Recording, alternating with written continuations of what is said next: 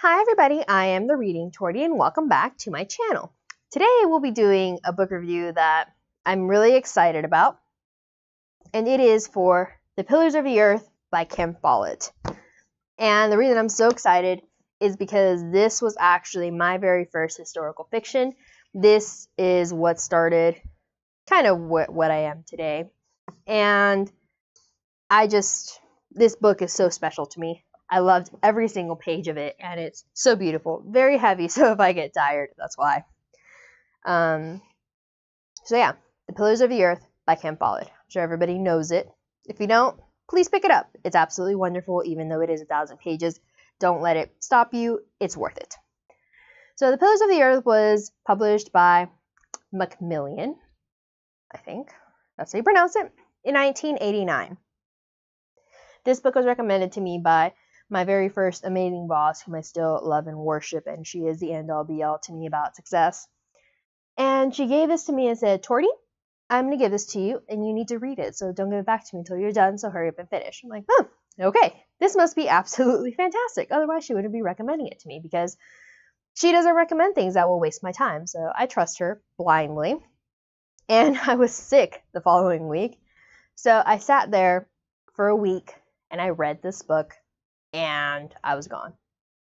Lovely. This also started my obsession with the Borgias, because after I finished reading the book, I watched the miniseries, which you should go watch if you've read the book. And if you haven't, just go watch the miniseries. It's fantastic. And then after that miniseries, I started watching the Borgias. And now I'm obsessed with historical fiction. The Borgias are the bread and butter of my life.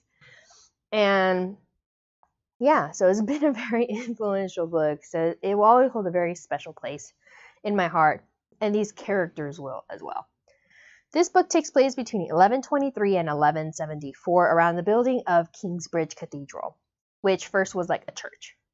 The characters are Tom Builder, who is the guy that ends up starting to build the cathedral.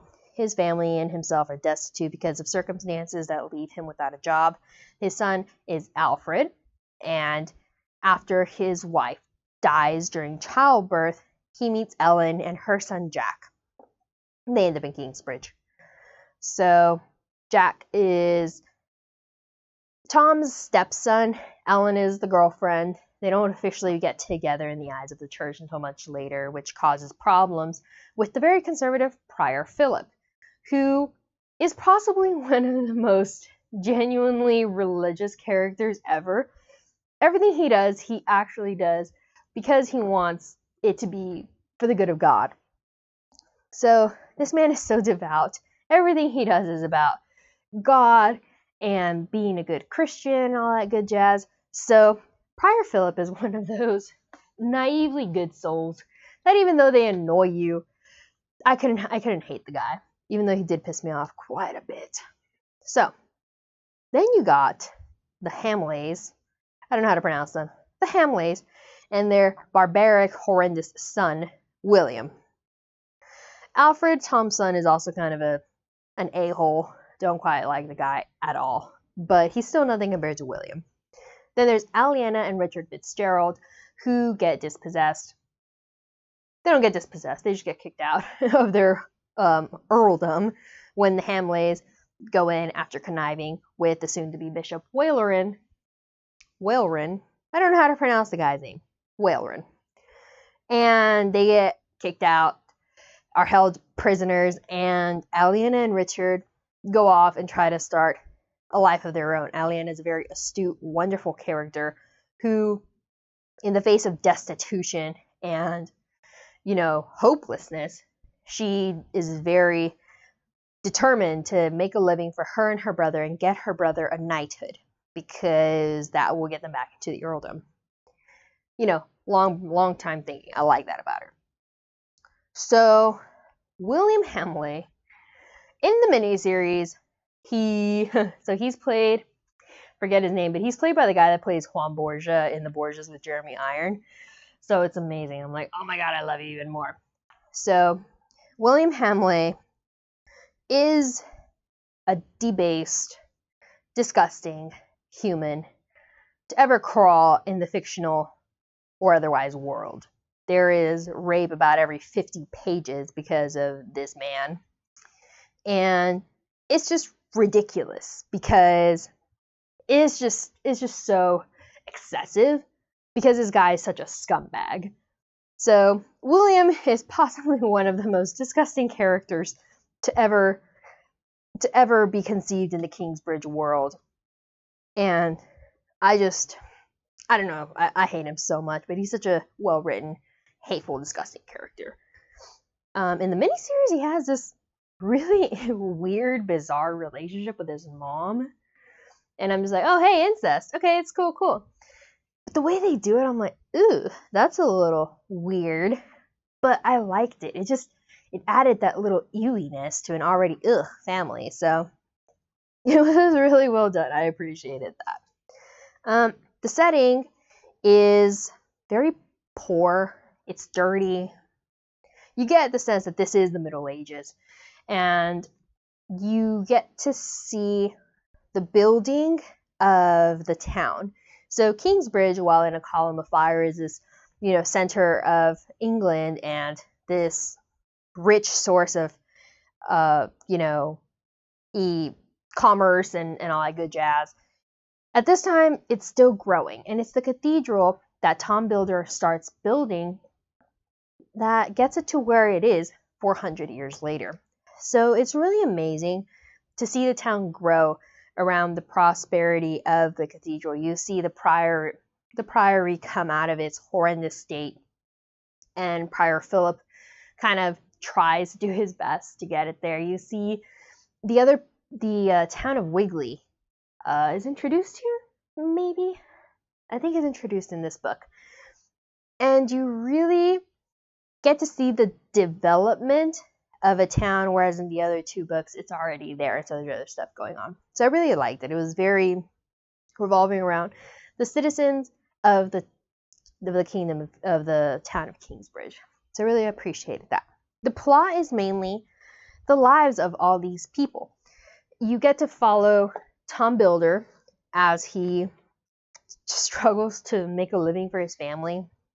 You see Jack as he is the apprentice of a jerk, of a horrible person. You see him go off and make a name for himself as one of the greatest architects in the West. And you just follow their lives, their dramas, their conflicts, and it's just very small compared to A Column of Fire, which takes a more international stage. So I really liked it. And I was so involved in the nuances of their life that I felt like they were my best friends. And it was just fantastic. The conflicts, as is Ken Follett's style, are very multi-dimensional. And although they don't get into like the international scales, they're very obsessive because most of them are personal vendettas and personal grudges that the characters hold against each other. They don't let them go ever at all whatsoever. Any chance they can get, they're going to go screw whoever their opponent is as much as they can. So the conflict of the book is the priory, honestly, versus the people that are kind of too ambitious and want to exploit the priory for themselves. Bishop Whalrin, and Prior Philip having all of these personal conflicts that he doesn't even realize that he has, but because he's kind of just naively derping around Kingsbridge, he makes all of these enemies because he's getting in the way unknowingly of people's ambition. But it's really well done. And you got Jack versus Alfred. Alfred's scummy. I just like him. William Hamley versus like everybody because he is the scummy son that leads his family to absolute ruin because he can't get his head out of the dirt long enough to not go rape another peasant woman or to try to run the earldom successfully so that he can at least keep up his debaucherous lifestyle. So he's just an absolute loser in every sense of the freaking word. And his mother is also ends up getting, after being so obsessively doting unhealthily on her jerk off of a son, she ends up getting the short end of the stick too with him, because he decides to go completely mad and screw her over too. So this guy is just absolutely disgusting. The resolution of the story is very poetic and very lovely. And I don't quite remember what happened to the Hamleys. Oh, it also has like amazing art. Like this is just beautiful stuff. But it was very poetic. And I really liked the way it ended. It's just a lovely book. Jack gets to fulfill what he wants. So it's a happy ending with the main cast that I really liked, which was Aliena, Richard, Jack, and okay, well, not Richard. Prior Philip, Jack, and Aliena. So I really liked the book. Obviously, it literally changed my life forever. This book, fun story, is actually the book that got me out of my reading funk. When I picked this book up, I hadn't really read in a while, and it was during a time where I said I didn't have time to read. I did have time to read. I was just busy like watching TV or something. But after reading this book, it really rekindled the passion and love that I had for literature that I had lost as I grew older. Because I find that the love that I felt in high school when I was having to sneak books around because my mom didn't want me reading, it died. And I was always saying, when I'm an adult, I'm going to read whenever I want. And now that I was an adult back then, I'm like, why don't I read anymore? There's actually no good reason. And when I read this book, it changed my life forever. So, all these books later is because of this gem, and I love it.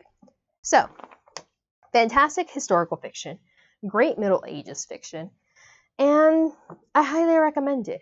If you guys have been debating picking it up, I really recommend the Kingsbridge series for historical fiction. Ken Follett is kind of a master. And if you really want a world that you can lose yourself in, that you can really just forget that, oh, you have your own first world problems versus these people that's like, oh, I have no food. And nobody cares in the Middle Ages. You're going to starve to death and people are going to literally walk over your dead body or kick you out of the way. Pick it up. Really good. Really makes you appreciate that you are just suffering with the cold for a week and a half, but you can suffer in your bed with soup. So that's what I learned when I was suffering with it, and green tea.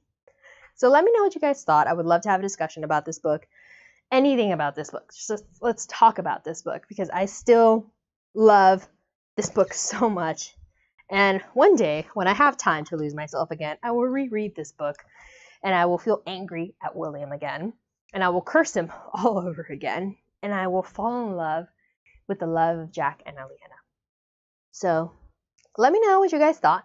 Let's have a great discussion. And the next video that I'm going to upload is going to be the review for World Without End. So that is also a whole other book that I love talking about. But that's it for this video. Thank you guys for stopping by, and let me know what you guys thought. What was your first book that changed your life? That's a great question.